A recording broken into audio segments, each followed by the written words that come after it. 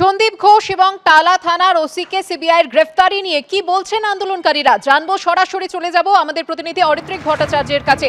অরিত্রিক, গতকাল আমরা দেখলাম যে নবান্নের পর কালীঘাটে মুখ্যমন্ত্রীর সঙ্গে আন্দোলনকারীদের বৈঠক ভেস্তে যায় এবং তারপরেই আমরা দেখি যে আরজিকর মেডিকেলে আর্থিক দুর্নীতির পর নিহত তরুণী চিকিৎসককে ধর্ষণ খুনের মামলাতেও সন্দীপ ঘোষকে গ্রেফতার করলো সিবিআই এবং সেই সঙ্গে টালা থানার ওসিকেও গ্রেফতার করা হলো।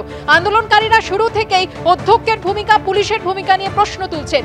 গতকালের এই গ্রেফতারি নিয়ে তারা কি বলছেন আজ?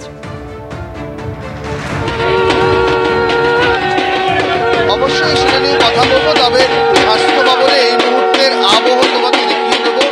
জুনিয়র ডাক্তাররা তো আসেনি, তাদের সঙ্গে প্রচুর সাধারণ মানুষ যোগ দিয়েছেন এবং সেখানে যেটা দেখতে পাচ্ছি শাঁখ থেকে শুরু করে ঢাক সার্বিকভাবে প্রতিবাদের ভাষা হিসেবে সব রকম ভাষ্য কিন্তু এখানে উঠে আসছে। প্রচুর মানুষ এখানে জড়ো হচ্ছেন, তারা তাদের মতামত রাখছেন, ডক্টর সঙ্গে জুনিয়র ডাক্তারদের পাশে দাঁড়াচ্ছেন এবং তাদের মতন করে প্রতিবাদের ভাষা ব্যক্ত করছেন। এবং পাশাপাশি আরও একটা ছবি দেখিয়ে নেব। এই মুহূর্তে ইন্ডিয়ান ডেন্টাল অ্যাসোসিয়েশনের দন্ত চিকিৎসক যারা রয়েছেন তারা ইতিমধ্যেই এসছেন। তারা একই রকমভাবে তারা জাস্টিস ডিমান্ড করছেন, এইভাবে তারা এসছেন। তাদের সঙ্গেই কথা বলবো যে আন্দোলন চলছে, আপনারা পাশে দাঁড়াচ্ছেন। গতকাল যেটা দেখা গেল সিবিআই দুজনকে গ্রেপ্তার করলো মূল যে ধর্ষণ ও খুনের মামলার। বারবার বলা হচ্ছিল যে স্বাস্থ্য প্রশাসন এবং পুলিশ প্রশাসনের ভূমিকা, সেটার ভিত্তিতে দুজন গ্রেপ্তার হলো, সেটা কিভাবে দেখছেন? আমরা এটা দেখছি যে এটা আন্দোলনকারীদের মোরালটা বাড়িয়েছে আর কি, বাড়িয়ে দিচ্ছে। আর আমরা ওটা জানাতেই এসেছি যে ওরা এই আন্দোলন যেটা করছে আমরা ওদের সাথে আছি। আমরা ডেন্টাল ফ্রেটার্নিটি থেকে বাকিরাও অ্যারেস্ট হবে।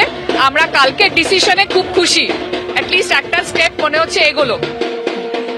অনেকেই কিন্তু কালকের সিদ্ধান্তে যথেষ্ট খুশি হয়েছেন এবং এই মুহূর্তে যেটা দেখা যাচ্ছে যে অনেকে এখানে জড়ো হচ্ছেন, তারা তাদের মতন করে প্রতিবাদের ভাষা ব্যক্ত করছেন। যেটা তোমাকে বলছিলাম যে ইন্ডিয়ান ডেন্টাল অ্যাসোসিয়েশনের সদস্যরা তারাও কিন্তু বিচার চেয়ে এখানে জড়ো হয়েছেন। তাদের যারা সদস্যরা রয়েছেন তারা এসছেন।